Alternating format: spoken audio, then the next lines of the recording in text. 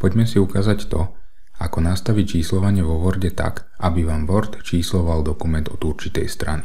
Je jedno, či ide o nejakú záverečnú prácu, napríklad bakalárku, diplomovku, alebo o nejaký administratívny text, zmluvu, dohodu a tak ďalej. Ten postup je pri všetkých týchto dokumentoch rovnaký. Povedzme, že by som tento dokument potreboval číslovať od strany číslo 7. Nechce sa mi to samozrejme scrollovať myšou smerom dole, takže v rámci stavového riadku úplne vľavo máte informáciu o tom, na akej strane z koľkatých strán sa nachádzate. Sem keď kliknete ľavým tlačidlom myši, tak vám Word do ľavého menu, respektíve panelu navigácia, otvorí ako keby také zmenšené A4.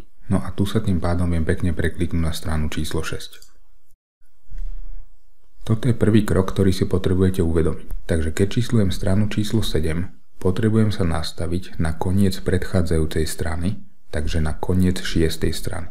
Ak by ste číslovali napríklad stranu číslo 5, potrebujete sa nastaviť na koniec 4. strany. Takže vždy o stranu skôr ako tú, čo potrebujete číslovať.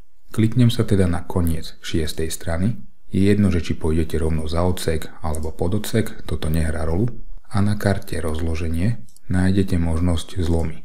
No a potrebujem vytvoriť novú sekciu a je tu zlom sekcií na nasledujúcej strane. Takže tým, že som na strane číslo 6 na konci, tak na 7. strane mi Word vytvorí novú sekciu. Tu je potom podľa mňa ešte dobre zapnúť si netlačiteľné znaky.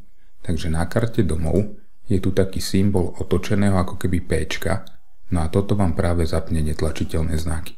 No a tu teraz vlastne vidíte také ako keby dvojbodky, takú čiaru, a tu keď ešte šupnem jeden Enter, tak práve tu pekne sa ten zlom sekcie ukáže, aby ste ho aj videli. No a vďaka tým netlačiteľným znakom práve ten zlom sekcie teraz pekne vidíte a vidíte, či ste ho umiestnili dobre. Tu mám potom ešte nejaké entery navyše, tak to môžem potom samozrejme vymazať. No a či si tie netlačiteľné znaky necháte zapnuté alebo vypnuté, to nehrá rolu. Ide iba o to, aby ste ten zlom sekcie tak lepšie videli v rámci toho dokumentu, ak to napríklad robíte prvýkrát, no ale toto nestačí. Rozdelil som síce ten dokument na dve sekcie, čiže 1. až 6. strana je jedna sekcia, no a 7. až 15. strana je druhá sekcia, ale Word to má prednastavené tak, že hlavička aj päta je stále spojená. To potom pekne zistíte tak, že ak dáte dvojklik napríklad do päty alebo do hlavičky, tak tu práve vidíte, že je to päta prvej sekcie, a keď sa zoskrolujem do dola, tak tu už vidíte, že je to päta druhej sekcie, ale tu vpravo práve vidíte, že je to stále rovnaké ako predchádzajúce. Čiže inak povedané, tá päta je stále spojená. Takže ak by som teraz dal to číslovanie, tak sa mi bude číslovať stále aj päta prvej sekcie, no a to práve nechcem. Takže kliknem sa do tej päty druhej sekcie a idem na kartu, ktorá sa volá hlavička a päta. Takto sa tá karta volá vo Worde 365, v starších verziách sa to volalo návrh alebo možnosti. No a približne v polovičke tej karty je tu ako keby stlačená možnosť a aktivovaná prepojiť s predchádzajúcou. No a toto potrebujem práve teraz vypnúť. Takže pätu druhej sekcie som odpojil od tej päty prvej sekcie. Takže teraz už vidíte, že tá päta druhej sekcie nie je napojená na tú predchádzajúcu. No a teraz môžem pokojne dať to číslovanie. Takže stále som na tej karte hlavička a päta, no a vľavo je možnosť číslo strany, chcem to umiestniť do päty, takže dolná časť strany, no už závisí, že či to chcete vľavo, v strede alebo vpravo, to si potom pozrite smernicu vašej diplomovej alebo bakalárskej práce, ale väčšinou sa to dáva na stred, takže ju kliknem. Tu potom ešte pri tom vložení vždy Word dáva nejaký jeden enter navyše, takže ho vymažem. No a mám teda očíslovanú stranu číslo 7, ale stranu číslo 6 nemám číslovanú.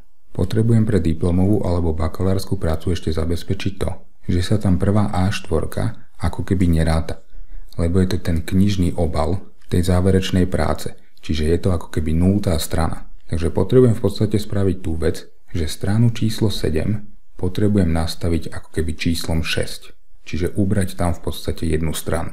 Tu je postup ten, že pôjdem do päty prvej sekcie, je jedno, či to pôjdete spraviť na prvej strane, druhej strane, tretej, musíte byť niekde v tej sekcii 1. Stále som na karte hlavička a päta, no a v možnosti číslo strany zvolím formátovať čísla strán, no a túto nastavím, že sekciu číslo 1 chcem začať nie od prvej, ale od 0.